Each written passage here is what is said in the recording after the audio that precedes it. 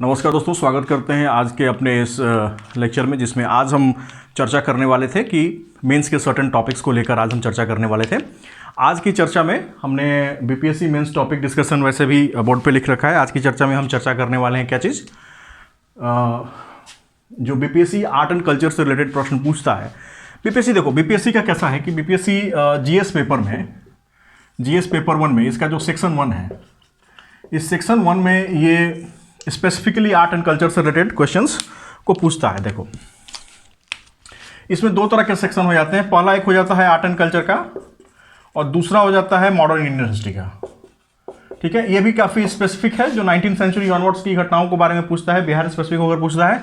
Art and culture में केवल 3 ही point mention किए गए हैं। ठीक है, 1, 2, 3। पहला पॉइंट है क्या, मौर्य आर्ट, दूसरा है पाला आर्ट और तीसरा क्या है, पटना कलम पेंटिंग। ठीक है,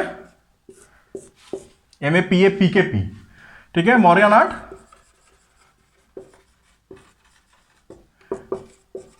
पाला आर्ट और पटना कलम पेंटिंग।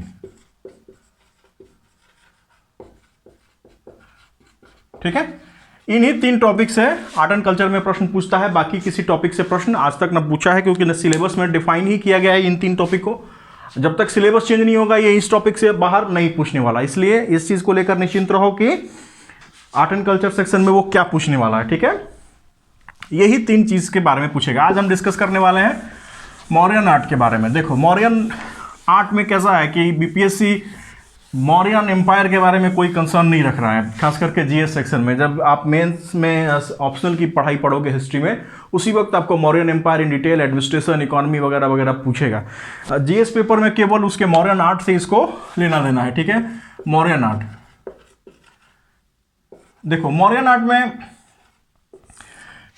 आर्ट में 2 चीजें हैं। पहली चीज कि कुछ आर्ट फॉर्म ऐसे होंगे, कुछ काम ऐसे हुए होंगे जिसके लिए पैसा कोर्ट से गया होगा, यानी राजा ने दिया होगा, और कुछ काम ऐसे हुए होंगे जिसके लिए पैसा हमारे जैसे आम लोगों ने दिया होगा। तो जो राजा देगा उस आर्ट फॉर्म को कह देंगे कोर्ट आर्ट, जो राजा के जेब से गया। ठीक है, और जो हमारे जेब से गया, जो हमारे जैसे लोगों के जेब से गया पैसा, उसको कह देंगे फोक आर्ट। ये कॉमन पीपल का है और ये राजा लोगों का आर्ट है। तो राजा लोगों में भी मौर्यन एम्पायर में बहुत ज़्यादा राजा के बारे में है नहीं। एम्पायर भले बड़ा था, राजा सब बहुत ज़्यादा हुआ नहीं ढंग का। पहला कौन सा हुआ, चंद्रगुप्त मौर्य। तो चंद्रगुप्त मौर्य मतलब पहला शासक था, उसने इसकी स्थापना की। ठीक है, तो इसको बहुत ज़्यादा समय नहीं मिला। ये केवल एक ही चीज़ फेमस जो बना सका वो था वुडन पैलिसेड। वुडन पैलिसेड, देखो, लकड़ी का एक छोटा सा महल था, जिसके बारे में मैगास्थनीज ने बहुत चर्चा की थी कि बहुत विशाल महल है। इसमें एक 80 पिलर हॉल था, 80 पिलर का हॉल था। यह भी वुड का बना हुआ था, लकड़ी का ही बना हुआ था। ठीक है, इससे ज़्यादा इसने बहुत कुछ किया नहीं। इसके बाद जो इसका बेटा कुछ बहुत विशेष नहीं किया।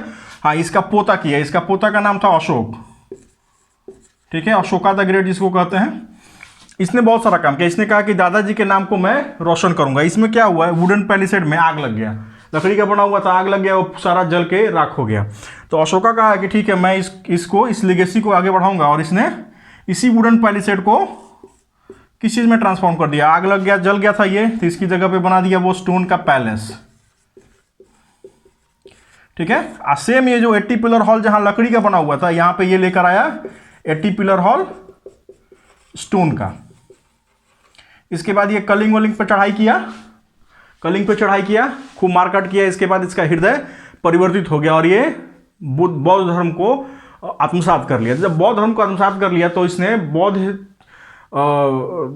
धर्म से रिलेटेड, उस फिलॉसफी से रिलेटेड बहुत सारी चीज़ों पे काम करना शुरू किया, उसके प्रचार प्रसार के लिए। देखो, सबसे पहले इसने क्या बनाना शुरू किया, स्तूपा। ठीक है, पिलर्स। ठीक है, देखो, स्तूपा क्या था, स्तूपा के बारे में जानो। यहाँ पे थोड़ा बहुत ज़्यादा डिटेल में नहीं जानना है, लेकिन स्तूपा के बारे में जानो। स्तूपा क्या था कि जैसे भगवान बुद्ध थे, बुद्ध या बोधिसत्व थे। बोधिसत्व कौन लोग हुए, वो लोग जो बुद्ध के चेला हुआ करते थे, लेकिन इन लोगों ने अपनी सारी जिंदगी खुद तो एनलाइटेड हुए ही, लेकिन दूसरों को भी एनलाइटेड किया। ठीक है, और एक और बुद्ध के चेला हुआ करते थे, उनका नाम था अरहत।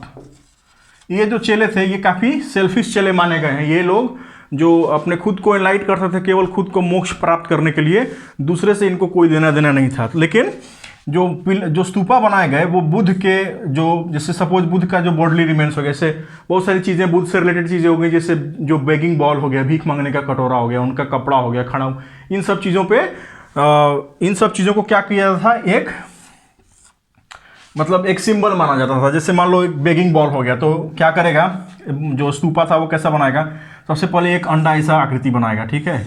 एक अंडा ऐसा आकृति के बाद बीच यहाँ पे एक ठो हर्मिक करके बनाएगा जहाँ पे वो इनसे रिलेटेड आइटम्स को यहाँ पे रख दिया जाएगा, ठीक है। इसके बाद एक डंडा लगाएगा, इस डंडा में छतरी लगा देगा, ठीक है, छतरी लगा देगा। इसके बाद इसको क्या करेगा, इसको अब चूंकि इसको क्या बनाया है, धार्मिक चीज़ बनाया है, तो इसको परिक्रमा करने के लिए परिक्रमा पाथ भी बना देगा, इसको कहेगा प्रदक्षिणा पथ, ठीक है। सीधा सीधी देखते रहो पहले इसको क्या चीज़ है ये, बाकी सब तो आप पढ़ ही चुके हो, पढ़े हो तभी आप मेंस के लेवल तक आए हो, अन्यथा आप आ ही नहीं रहते, ठीक है। मोटा मोटी केवल रिवीजन करा रहे हैं, ठीक है। ये ऊपर वाला हिस्सा हो गया। इसके बाद ये कंप्लीट, ये अंडा जो है ये नीचे तक जाएगा, ठीक है। ये ऊपर में ही इसका हिस्सा हो गया, यहाँ से सीढ़ी बनाता है इसके ऊपर चढ़ने के लिए। इसके बाद इसको पूरा एक कंपाउंड से घेर देता है। कंपाउंड से घेरने के बाद यहाँ पर गेट बना देता है, जिसको कहता है तोरण द्वार, ठीक है, इसको कहता है तोरण द्वार। ये जो स्तूपा की जो आकृति है इसको क्या कहता है, इसको कहता है अंडा, इसको कहता है डंडा, इसको कहता है छतरी। ये है प्रदक्षिणा पथ, ये जो पथ था वो प्रदक्षिणा पथ, प्रदक्षिणा पथ यानी सर्कम्बुलेटरी पाथ, ठीक है। इसके बाद क्या आएगा, मेढ़ी। मेढ़ी माने क्या हुआ, वो उसको घेरा, रेलिंग, रेलिंग जिसको कहते हैं। तोरण द्वार माने गेटवेज, गेटवेज, इसको क्या कहता है, तोरण द्वार, ठीक है। तो अशोका के पहले 8 गो स्तूपा था। ये 8 गो स्तूपा जो है वो भगवान बुद्ध से रिलेटेड आइटम से बनाया गया था। अशोका आया तो इस 8 को 84,000 स्तूपा में बदल दिया। बहुत बड़ा भक्त निकला उनका, बुद्ध का। अच्छा देखो, इसके बाद इसने क्या किया कि कहा कि भगवान बुद्ध का केवल स्तूपा बना देने से कुछ नहीं होगा। भगवान बुद्ध का मैसेज फैलाने के लिए कहीं ना कहीं मैसेज अपने को दूसरों को देना पड़ेगा। तो उसके लिए उसने एक धम्म करके एक फिलॉसफी का प्रतिपादन किया, धम्म की फिलॉसफी, जो कि प्रतिपादन तो भगवान बुद्ध ने किया था, लेकिन उसको अपनाया उसने, धम्म की फिलॉसफी को अपनाया। और पिलर्स पे धम्म के जो मैसेज थे, व्हाट इज धम्मा, ये उसने अच्छे से डिफाइन किया। तो पिलर्स कैसा था इसका 2 टाइप का पिलर्स होता था। पहला पिलर होता था जो वो महल में बनवाया, महल में, जो कि कोर्ट, जो कि पैलेस से रिलेटेड पिलर हुआ करते थे, ठीक है, पैलेस रिलेटेड। दूसरे होते थे स्टैंड अलोन, ठीक है। ये सब कॉपी में नोट करते जाओ एज इट इज़ नोट्स के रूप में फटाफट, क्योंकि ये बहुत ज़्यादा डिटेल में इसमें जाने की जरूरत नहीं है। पैलेस में जो बनाएगा वो, ये स्टोन पैलेस में बनाया था 80 पिलर का हॉल, ठीक है। दूसरा स्टैंड अलोन पिलर। तो स्टैंड अलोन पिलर इसका कैसा होता था, ये मैसेज देने का काम करता था। ऐसा टेपर्ड बनाता था, ऐसा टेपर्ड, और धरती में गाड़ देगा इसको, ये अंदर तक चला गया रहेगा, ये धरती का लेयर है, ठीक है। इसके बाद क्या करेगा, यहाँ पे, यहाँ से ये सिंगल पीस है, ये सिंगल पीस में है, सिंगल पीस, ठीक है। तो ये टैपर्ड भी है। टैपर्ड माने तो ऊपर में पतला, नीचे में मोटा। इसके ऊपर क्या करेगा, ये ऐसा बेल्ट शेप आइटम पोर्शन इसका रहेगा, ठीक है। ऊपर में इसको बिठा देगा। इसके बाद अबेकस को एक प्लेटफॉर्म बनाएगा, एक प्लेटफॉर्म इसके ऊपर बैठा देगा, और इस प्लेटफॉर्म के ऊपर क्या करेगा, कोई भी ऐसा जीव जंतु बनाएगा हाथी टाइप का। जैसे मान लो हाथी है, इसका सूंड ऐसा निकला हुआ है, ठीक है, ठीक है। तो ये क्या हो गया, monolithic shaft, monolithic shaft which is in single piece and it is tapered as well, ठीक है। इसके बाद क्या हो जाएगा, ये belt shaped portion, belt shaped portion. इसके बाद ये क्या हो गया, अबेकस, और इसको क्या कहते थे, कैपिटल, ठीक है। इन सबको क्या करता था वो, कॉपर के बोल्ट से जोड़ देता था। बोल्ट कैसे जोड़ता था वो, कॉपर के बोल्ट से जोड़ देता था, ज्वाइंट करने का काम करता था इन सारे पीसेस को, ठीक है। और इसका निर्माण कहाँ होता था, देखो चुनार में। चुनार कहाँ है, मिर्जापुर डिस्ट्रिक्ट, मिर्जापुर सीरियल देखा है, वहीं पे ये रेड सैंडस्टोन पाया जाता था, grey sandstone, red sandstone Mathura में पाया जाता था। मथुरा और चुनार में ये पिलर्स का निर्माण करता था, और वहीं से पूरी भारत में जहां जहां पिलर्स है वहां वहां वो पिलर भेजा है वहां से बनाकर। ठीक है, पिलर के बाद इसने क्या किया, केव। केव किसको दिया, केव दिया आजीविका सेक्ट को, आजीविका सेक्ट को। ये हेटेरोडॉक्स सेक्ट थे बुद्धिज्म के टाइम पे। ठीक है, तो आजीविका वाले क्या कहते थे कि जो कुछ निश्चित है वही हो रहा है, इसका मतलब जो भी काम आप कर रहे हो वो पहले से निश्चित है। नियति डॉक्ट्रिन, आजीविका किसके बारे में बात करता था, नियति डॉक्ट्रिन के बारे में बात करता था। Everything is predetermined and prewritten. ठीक है, नियति डॉक्ट्रिन, इसका मतलब क्या हुआ कि अगर आईएएस बनना पहले से लिखा हुआ है तो पढ़ो चाहे ना पढ़ो बन ही जाओगे। तो खुद डिसाइड कर लो कि इसका डॉक्ट्रिन किस हद तक सही और गलत था। ठीक है, चलो केव के बाद इसने क्या काम किया, स्कल्पचर्स में भी इसने बहुत सारे काम किए। ठीक है, अशोका ने स्कल्पचर्स में भी बहुत सारे काम किए।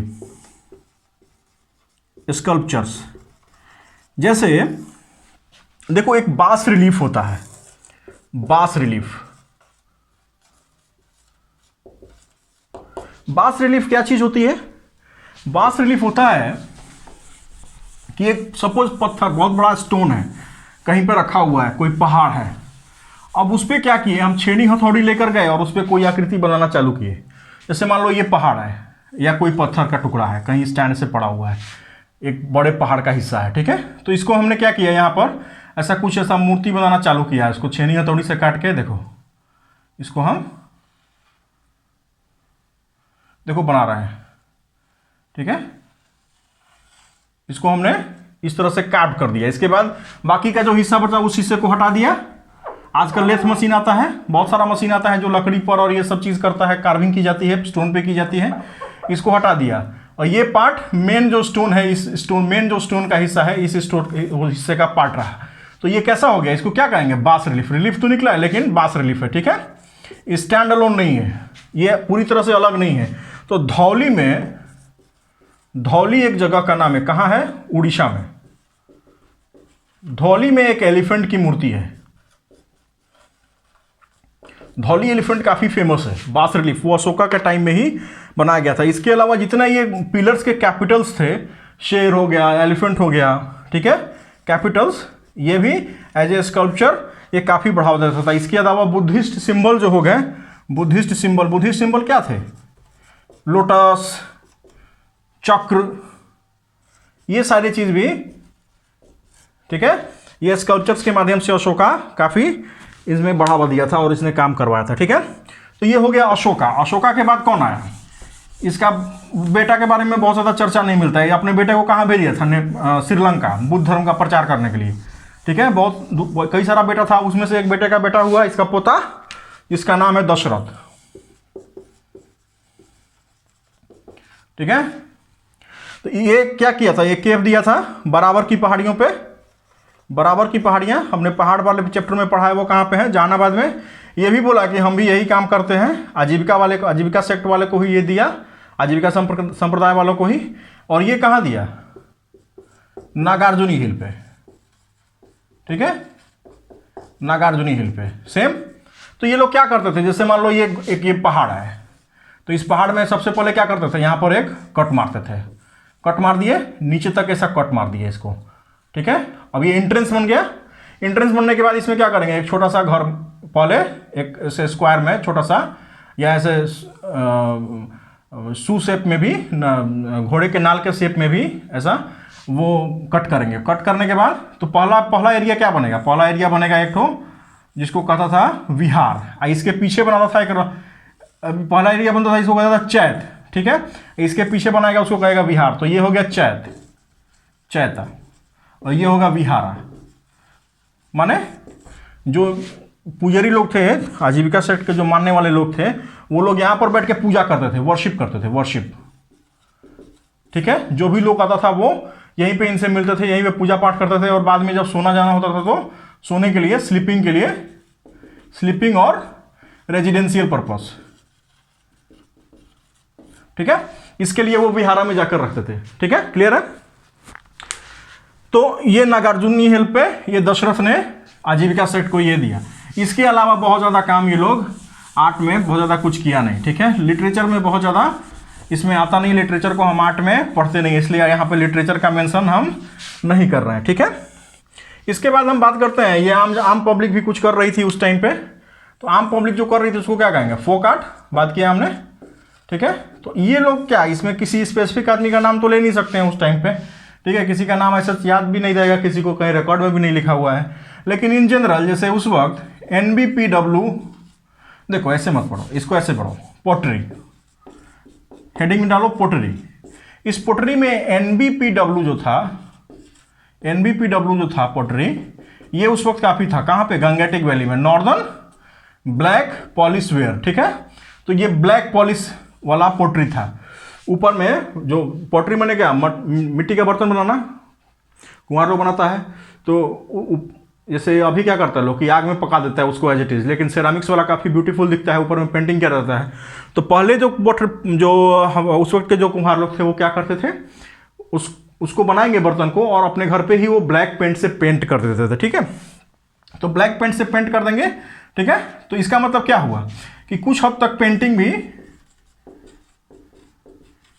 फोक लोग, जो आम जो पब्लिक था, वो पेंटिंग के मामले में भी थोड़ा बहुत आगे था। इसके अलावा स्कल्पचर, छोटे छोटे जो मूर्तियां हैं, इनको हम क्या करते हैं, फिगरिन्स, ठीक है। क्या कहते हैं, फिगरिन्स। एक तो होता है फिगर, दूसरा होता है फिगरिन्स, छोटी छोटी मूर्तियां, जैसे मान लो स्टेटाइट का बनाएगा, टेराकोटा का बनाएगा, ठीक है। इनमें जो है जो फेमस है, जैसे मान लो यक्ष और यक्षिणी का लाइफ साइज इमेज बनाया गया, लाइफ साइज इमेज। अभी दीदारगंज यक्षिणी काफी फेमस है, पटना म्यूजियम में रखा हुआ है, ठीक है। इसके अलावा एक चीज जो मिला है आर्कियोलॉजी वालों को, कि दो ठो जैन संत हैं, ठीक है। इनका न्यूड इमेज मिला है, नंगा, पूरा जो लोग नंगे रहते थे, दिगंबर होंगे, ठीक है, न्यूड इमेज मिला है इन लोगों का, ठीक है।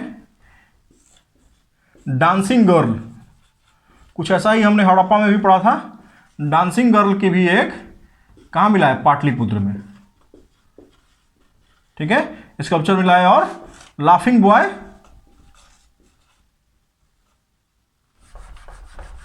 हंसता हुआ बच्चा,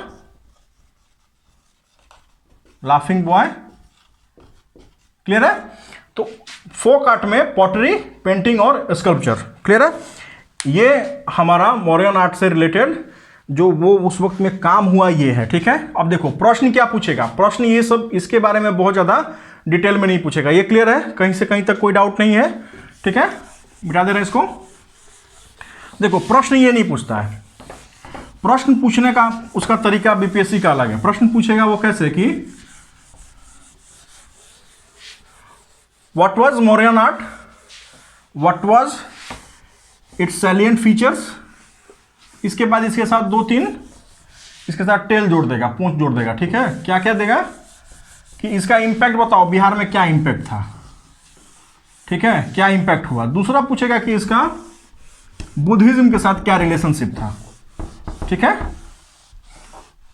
तो सबसे पहले जरा देखो कि जब सेलिएंट आर्ट पूछेगा तो क्या लिखोगे, देखो सेलिएंट फीचर्स पूछेगा तो क्या लिखोगे, इसका सेलिएंट फीचर्स। बहुत लोग क्या करेंगे कि जो नीचे बताए हैं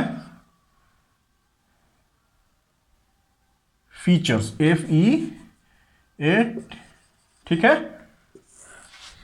सेलिएंट फीचर्स, तो बहुत लोग क्या करेंगे जो नीचे बताए हैं वही लिखकर चले जाएंगे, बाद में कहेंगे नंबर तो कम आया, क्यों नंबर कम आया, बीपीएससी नंबर काट लिया। ऐसा नहीं, वो पूछ रहा है सेलिएंट फीचर, इसका मतलब क्या हुआ, डिस्टिंक्ट हेडिंग के बारे में बात कीजिए सर। आप कथा कहानी लिख कर आएंगे आपको नंबर नहीं मिलेगा, डिस्टिंक्ट हेडिंग के बारे में बात कीजिए। पहला इसका हेडिंग क्या होगा, देखो, ठीक है, कि इसमें बोथ एलिमेंट प्रेजेंट थे। कौन कौन से एलिमेंट प्रेजेंट थे, क्या क्या एलिमेंट हमने देखा है बोथ एलिमेंट में, एक तो फोक और दूसरा कोट, ठीक है। इसके बारे में लिखोगे, जो डिटेल हमने पढ़ा है इसके बारे में, क्लियर है। इसके बाद जो इसका सेकेंड जो फीचर हो जाएगा, ये क्या था, influenced by Buddhism, influenced by Buddhism, clear. क्योंकि बुद्धिज्म का जो धम्मा की पॉलिसी थी, जिसको प्रोपागेट करने के लिए उसने स्तूपा को बनवाया, पिलर्स को खुदवाया, ठीक है, काफ़ी हद तक इन्फ्लुएंस था बुद्धिज्म का इनके आर्ट पे। तीसरा चीज़ क्या हो जाएगा, देखिए ये बहुत ही डाइवर्सिफाइड था, ठीक है। डाइवर्सिफाइड का मतलब क्या हुआ, देखो ये क्या क्या मटेरियल यूज किया, ये वुड भी यूज किया, पहला डाइवर्सिफिकेशन, वुड भी यूज किया, स्टोन भी यूज किया, टेराकोटा भी यूज किया, ठीक है, मिट्टी भी कहीं कहीं यूज किया। इसके बाद कुछ चीज तो बहुत लार्ज बनाया, वेरी बिग, जैसे स्टोन का महल बनाया, और कुछ चीज वेरी स्मॉल, वो जो कैपिटल था शेर का, लॉयन, जो 4 head lion, single head lion, elephant, ये सब क्या थे, स्मॉल आइटम्स, महल के तुलना में काफ़ी छोटे, नहीं तो वेरी बिग से लेके वेरी स्मॉल आइटम, तो डाइवर्सिफाइड काफ़ी था ये मौर्यन आर्ट, ठीक है। इसका नेक्स्ट पॉइंट क्या हो जाएगा कि मौर्यन आर्ट एक टूल ऑफ एडमिनिस्ट्रेशन था। अब ये टूल ऑफ एडमिनिस्ट्रेशन कैसे था, देखिए जो पिलर्स वगैरह यूज किए गए, पिलर्स जो यूज किए गए, इन पे क्या रहता था, इंस्क्रिप्शंस रहते थे, इंस्क्रिप्शन, ठीक है। जो पैलेस बनाया गया वो क्या था, कोर्ट था, ठीक है। इसका मतलब क्या हुआ कि ये कहीं ना कहीं ये सारी चीजें जो हैं वो एडमिनिस्ट्रेशन के अंडर में ही है, ठीक है, एडमिनिस्ट्रेशन के लिए ही बनाई गई हैं, उसी को सुचारू रूप से चलाने के लिए बनाई गई हैं, ठीक है। इसके बाद जो पॉइंट अगर इसमें आएगा वो क्या आएगा कि ये इंजन ऑफ इकोनॉमी था, इंजन ऑफ इकोनॉमी,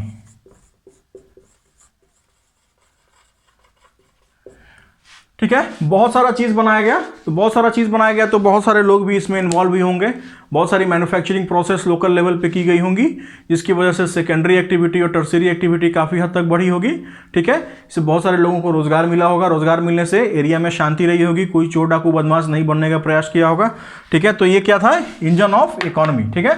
5 पॉइंट एकदम क्लियर हो गया। देखो ये 5 पॉइंट हेडिंग डाल के बाकी इससे रिलेटेड सारा चीज आप आराम से लिख दो, सेलिएंट फीचर्स में आपको आसानी से सारे नंबर मिल जाएंगे, ठीक है। क्लियर है, यहाँ पे कोई दिक्कत नहीं है।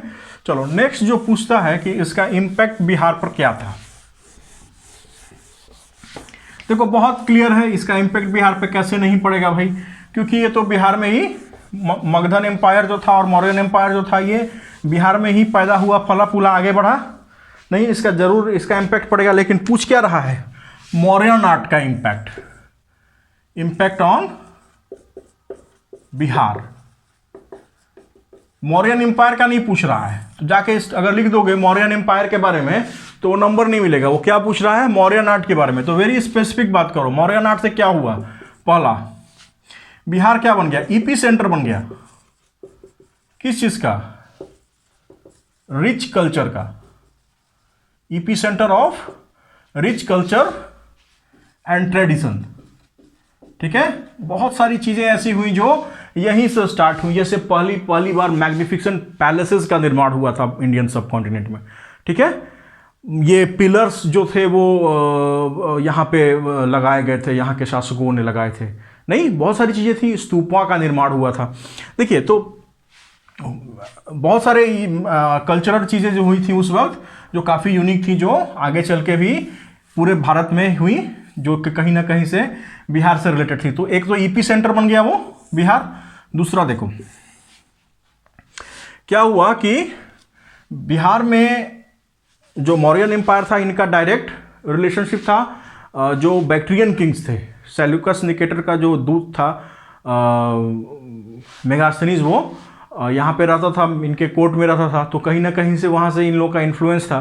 तो उन लोग की जो लैंग्वेज थी जैसे पर्शियन लैंग्वेज, तो पर्शियन लैंग्वेज भी बहुत ज़्यादा लोग यहाँ पर आ गए थे जो बोलते थे, तो पर्शियन लैंग्वेज सीखने का भी केंद्र बन गया। तो देखो इस पॉइंट को मौर्यन आर्ट में मत लिख देना, क्योंकि ये आर्ट से रिलेटेड पॉइंट नहीं है, ठीक है। इससे रिलेटेड पॉइंट क्या बनेगा कि ये रिलीजियस सेंटर बन गया था,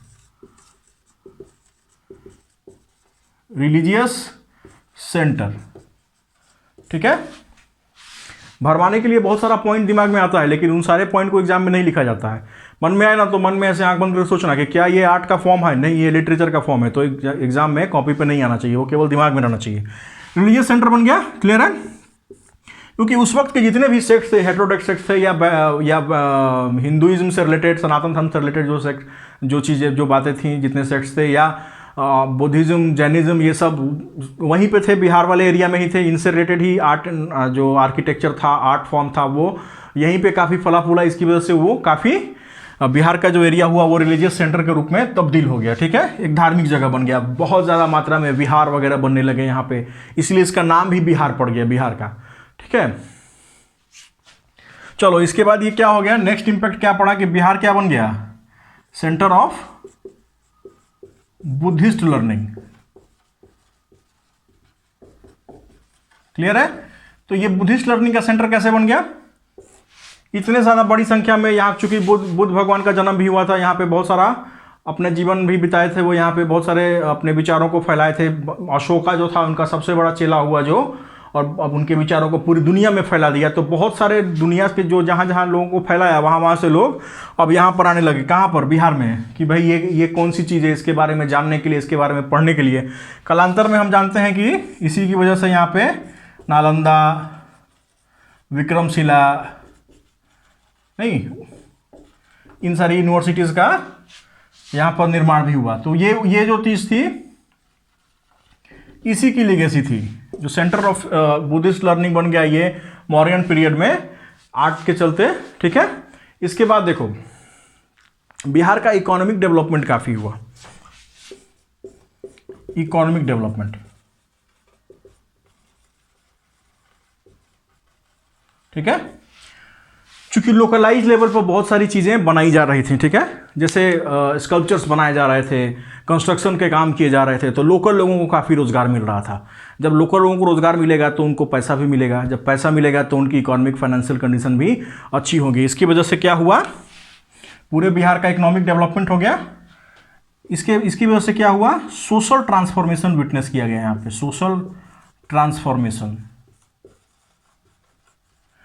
कैसा ट्रांसफॉर्मेशन हुआ, जो रिजिड वर्ना सिस्टम था वो लेस रिजिड में फॉर्म में बदल गया। देखो वर्ना सिस्टम जो था, 4 फोल्ड वर्ना सिस्टम जिसको कहते हैं, ठीक है, वो क्या हो गया, लेस रिजिड हो गया। माने बहुत ज़्यादा डिफरेंस समझ में नहीं आएगा। एक वैश्य में और एक क्षत्रिय में और एक ब्राह्मण के जो मटेरियल था, जो उसका फाइनेंशियल कंडीशन था, उसमें बहुत ज़्यादा डिफरेंस नहीं समझ में आता। शूद्र में, वैश्य में बहुत ज़्यादा डिफरेंस समझ में नहीं आता था, ठीक है। इस तरह की चीज़ें इस एरिया में क्यों हो गई, क्योंकि इकोनॉमिक डेवलपमेंट काफ़ी अच्छे से हुआ। देखो एक चीज़ जो मेगास्थनीज भी लिखता है, मेगास्थनीज लिखता है कि यहाँ पर कोई स्लेव नहीं पाए जाते थे, यहाँ पे स्लेवरी नहीं थी, स्लेवरी उपलब्ध यहाँ पे नहीं थी, किसी भी तरह के स्लेव नहीं हो। लेकिन अर्थशास्त्र क्या करता है, यहाँ पे स्लेवरी थी। इसका मतलब मेगास्थनीज को क्या लगा कि यहाँ पे इकोनॉमिक कंडीशन सबकी एक ही जैसी है लगभग, इसकी वजह से यहाँ पे स्लेवरी तो हो ही नहीं सकती, ठीक है। तो ये आराम से 5 पॉइंट आपको इम्पैक्ट ऑन बिहार पर पेपर में आया। आपको ये पॉइंट क्लिक होने चाहिए, और इससे रिलेटेड जो भी आपको लिखना है, जो भी नॉलेज आपके पास है, आप लिख देंगे जो हमने डिस्कस किया, ठीक है। इसके बाद जो एक टॉपिक पूछता है वो पूछता है रिलेशनशिप विद बुद्धिज्म, ठीक है। देखो रिलेशनशिप विद बुद्धिज्म तो वेरी क्लियर, इसमें तो कुछ पूछना ही नहीं है कि आपको क्या लिखना है, बशर्ते आपके पास फिंगर पे रटे रटाए कुछ पॉइंट्स होने चाहिए, ताकि एग्जाम में जब आप लिखो तो आपको ऐसे आंख ऊपर करके बंद करके इस तरह सोचना ना पड़े, ठीक है। सबसे पहला इसका टॉपिक क्या था कि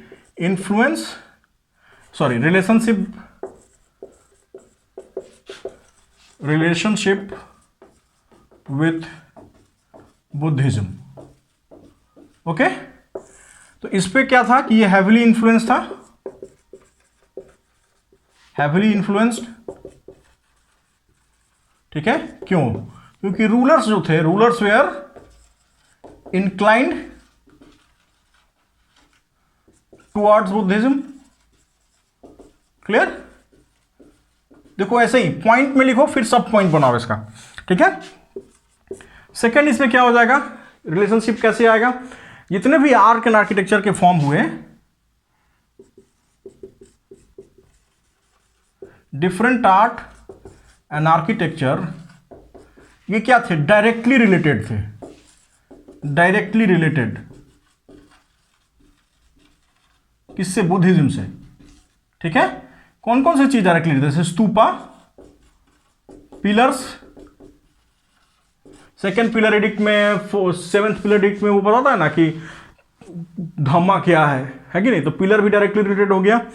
जो नए ऑफिशियल्स की नियुक्ति किया था इसके बारे में भी वो उसमें लिखता है, पिलर पे जो इंस्क्रिप्शन लिखना चालू करता है, तो ये भी बताता है कि भाई बुद्ध के नियम के हिसाब से जो धम्मा की पॉलिसी है उसके हिसाब से कौन जानवर को मारना चाहिए, किस दिन को नहीं मारना चाहिए और कौन से जानवर को कभी नहीं मारना चाहिए, है कि नहीं। तो बहुत सारी चीज़ें बताया वो, तो डायरेक्टली रिलेटेड हो गया।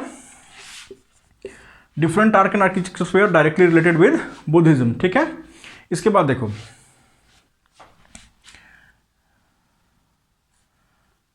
अब स्पेसिफिक लिख देंगे, जैसे मान लो केव, ठीक है, इसी में लिखो, इसी पॉइंट में आएगा, ये केव भी आएगा। पहले आजीविका सेट को दिया, बाद में कालांतर में उन्हीं केव्स का यूज बुद्धिस्ट मॉन्क्स भी करने लगे। ठीक है, इसके बाद जो पॉइंट आ रहा है कि एसिमिलेशन का काम किया, रिलीजियस एसिमिलेशन का काम किया, यानी कि बुद्धिज्म को पैन बुद्धिज्म बनाने की कोशिश की गई। ठीक है, इसमें क्या किया गया कि जैसे कहा गया कि यक्ष और यक्षिणी जो है, यक्ष और यक्षिणी ये बुद्ध के ही रूप है। ठीक है, क्योंकि तोरण द्वार जो था, जो तोरण द्वार था अपना, तोरण द्वार जो बनाया गया था, ठीक है, स्तूपा का तोरण द्वार, इस तोरण द्वार पर यक्ष और यक्षिणी की मूर्तियां बनाई गई थी। यह दर्शाने की कोशिश की गई थी कि ये लोग भी बुद्ध से ही रिलेटेड है, यानी कि फोक आर्ट को भी इसमें एसिमुलेट किया गया था बुद्धिज्म में। ठीक है, इससे भी इसका रिलेशनशिप कंप्लीट मौर्यन आर्ट का साबित होता है बुद्धिज्म से। तो यही 3 टॉपिक है। ठीक है, इन्हीं 3 टॉपिक को पूछता है मौर्यन एम्पायर से रिलेटेड। पहला सेलिएंट फीचर, दूसरा इसका इंपैक्ट ऑन बिहार और तीसरा रिलेशनशिप विथ बुद्धिज्म। ठीक है, क्लियर है। तो ये टॉपिक हमारा था बीपीएससी का। इसके बाद जीएस सेक्शन 1 में बहुत सारे और भी टॉपिक हैं, जैसे पटना कलम पेंटिंग और पाला आर्ट्स। इसके बारे में हम अपने नेक्स्ट वीडियोज़ में चर्चा करेंगे। ठीक है, बहुत बहुत धन्यवाद।